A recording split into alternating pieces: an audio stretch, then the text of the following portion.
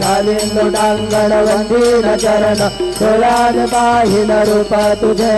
प्रेमे आलिंगन अनन्य पूजि भावे वाळिन म्हणे नाम त्वमेव माता पिता त्वमेव त्वमेव बंधु सखा त्वमेव त्वमेव विद्या द्रविणं त्वमेव त्वमेव सर्वं मम देव देव कायेन वाचा मनसेन्द्रियैर्वा बुद्ध्यात्मना वा प्रकृतिस्वभाव करोमि अद्य सकलं परस्मै नारायणायति समर्पयामि अच्युतं केशवं राम नारायणं कृष्णदामोदरं वासुदेवं हरि श्रीधरं माधवं गोपिकावल्लभं जानकीनायकं रामचन्द्रं भजे हरे राम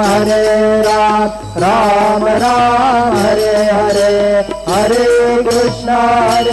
कृष्ण कृष्ण हरे हरे श्री गुरुदेवा दत्त।